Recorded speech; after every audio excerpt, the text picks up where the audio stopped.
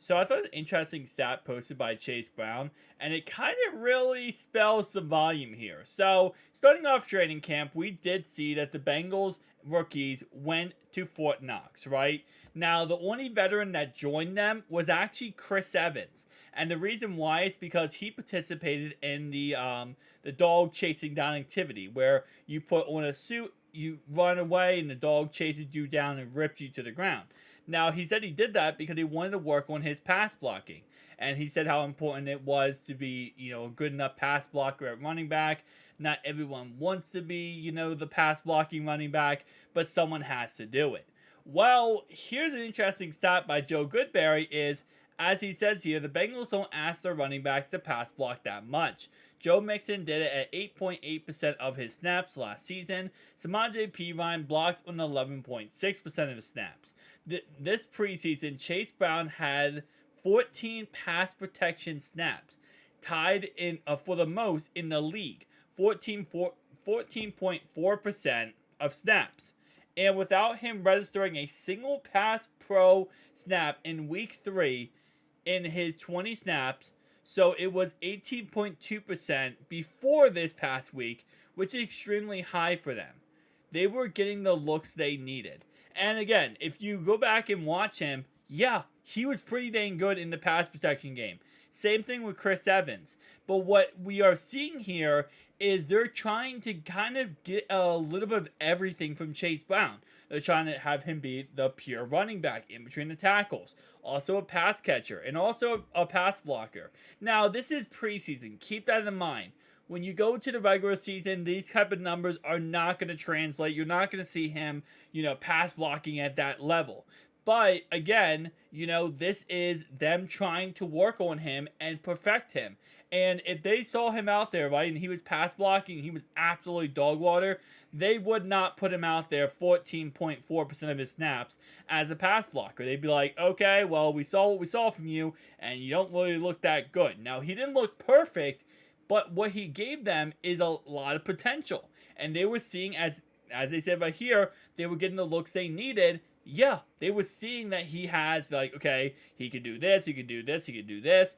Well, what if we put him in this situation? What if we tell him to do this? Let's see if he can do this, this, and this, right? And that's, again, very, very important. Especially when it comes to, Chris Evans. He's been working on his pass blocking game. We saw him in training camp. He had that huge pickup that actually led to a touchdown on DJ Reader.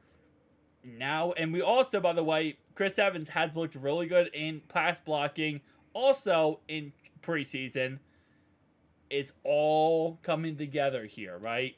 Where, again, yes, running the ball is important, but there's a lot of plays throughout the season, especially crucial third down and longs, second down and longs, maybe a fourth down play, where you have to get a big conversion very quickly. And you can't, when you're sitting back there as a quarterback, well, yes, it is important to have, your offensive line block.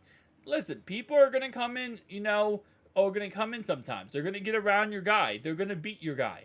Offensive linemen, even the best, get beat from time to time where, the pressure is going to come in. You might need a running back to chip off that guy. You might need a running back to save your quarterback's butt on that play. And if to have a good pass blocking running back is more important than gold, in all honesty, because again, at the end of the day, when you look at it, when that left tackle messes up, let's say, for example, I don't think Orlando Brown Jr. is going to mess up many times, but let's say, for example, if he gets around Orlando Brown Jr., there's only one player then in, the way of Joe Burrow, and that's going to be Chase Brown or Chris Evans. So it's nice to see them working on it and perfecting it, because this is also going to get more play time. The way you get more play time in the NFL is be a Swiss Army knife. Be a multi-talented player. Give us more than just one reason why we should put you on the field. Sometimes okay, well, this guy's a good pass catcher. Okay, well, he could be a third down back. But then the problem is, if you're third down back, what if we throw the ball? Are you going to be able to pass block? Are you going to be a liability in there, right? So that's also a problem, because at the end of the day, when the quarterback hikes the ball in that third down and long, he's expecting, if you're the pass blocker, for you to do your job. at an accurate level that makes you not a liability, right? So then again, then the next thing to evaluate is, well, if he can't pass block and he can't, even if he can catch, we only can really put him in there if we're going to run a play that we think he would be the check down option or he would be one of the reads that would work out, right? So now you get less play time because you're not that Swiss Army knife. Now, if you can't catch the ball and you can't pass block, then you're just a pure runner. Then now they're like, ugh, maybe a first down 10 or a short yard situation. We put him in there, but we know if we have to play action, we can't afford to have him out there because he's going to be a liability for us. So again, just more and more ways why Chase Brown, he's going to go from a 5th round draft pick here to probably ends up leading the roster by the end of this year. I still truly believe that. I think he's going to have a breakout season, and I think he's going to be RB1 going into next season. I think Joe Mixon will still be here, but I think Chase Brown's going to show, a significant upgrade, right? And then again, whoever the RB3 ends up being, Travion Williams or Chris Evans, then, we'll see where that goes from there. But when it comes to Chase Brown, I'm very excited for him because we have seen them utilize him a lot in training camp and a lot in the preseason.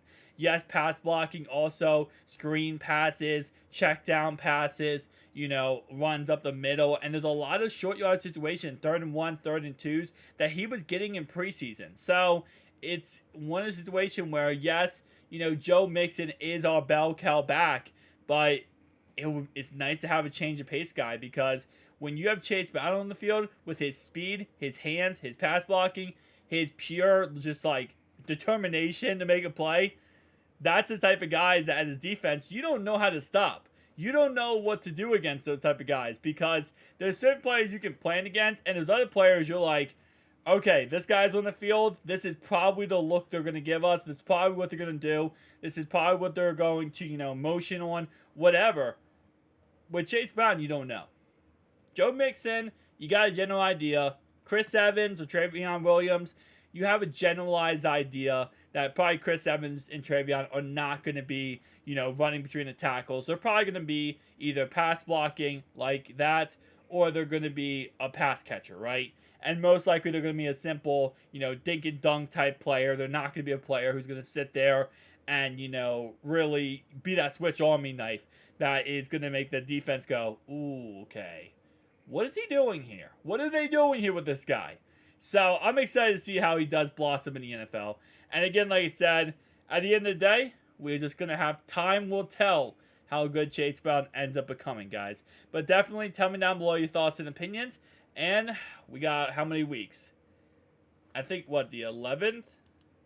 Our first game is... No, the first game is the 10th, right? Yeah, the 10th. Wait. Pretty sure that's Sunday. The 10th of August. September. So that's exactly 2 Sundays from now. Almost there, guys. Peace out.